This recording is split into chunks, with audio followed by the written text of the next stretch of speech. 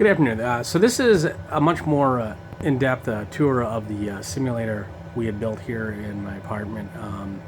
So what this allows you to do is kind of look at things a little bit more detailed, and we'll walk you just through how it was built, a little bit of what's in the room, the computers that support it, and all that good stuff. So to start off with, as you can see, it's a foam core built material frame that we built around the sim. The overhead lightings that you see there, the little cabin lightings, are arranged through a DC power supply, and they're pretty much the lights from old RVs we found in a surplus materials store. Looking around here again, this is a little more laid out here. We've got the captain's side, we've got the iPad that gives us access to all the approach plates. We still use some of the paper documents that allow us to just get some of the information that maybe we can't get as quick. On top of that, this is arranged also with a tiller wheel that's a stick. It's not yet arranged for an Airbus layout, but it is something I'm considering maybe repositioning.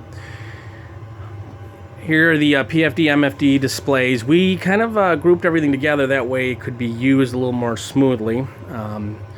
Next upgrades obviously are going to be an MCP panel that's a little more functional. We use this panel for radios, and then the autopilot when it does work, when we get arranged, there are modes that it does work in, our switch panel, gears, etc. But we do use the MCP panel in the the main flight display, or multifunction flight display, sorry, the MFD. And then we have our ICAS systems, engine performance, our two FMCs. These do support the FMCs, but we have to network and use apps from that. Throttles pretty much just a twin engine turbine arrangement, flap settings like on the 37, but again, versatile in a lot of different applications. So down here, we just have extra radios to use for the auto landing systems. If you're an IFR Cat 3 systems, that's is arranged there too, that we can be able to set that up. And again, you know, if you've got transponder codes that you want to enter in, or if you're going to like DME range or transponder codes are arranged that way, you can flip through. And then if you're using the ADFs, that's available there for you too. So as you can see, it's all kind of together. The two mouse control actually one pointer arrow in the system, but allows both first officer and captain to navigate whatever buttons they need to push through the overhead, etc., or through the FMCs.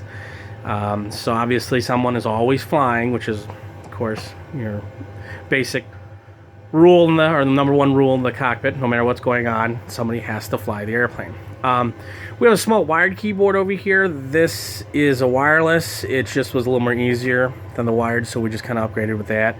Still the same yokes. They do take over when input, so the last one that puts the input actually takes over. So still positive control needs to be identified in the cockpit. There is an additional tiller wheel on this side too, first off, so you can steer with the nose gear. And again, our PFDs allow us to have different information. The TCAS systems are active on that too. Same PMDG setup there with their software. So this kind of gives you an idea of what's going on here, how this was built. I never really broke that down so that you could maybe build your own, or kind of use this as an inspiration base to kind of build off. On this side are just all the computers that we use, all the ancillary computers for weather data, live ATC if you want to have it in the background. We do our flight planning off of that. We are going to be planning to network these in to help do some resource task management for the sim itself. Again, if you have any other ideas or any input that you want to provide, please go ahead and put that in the chat box below. And I look forward to hearing from all of you. Thanks again.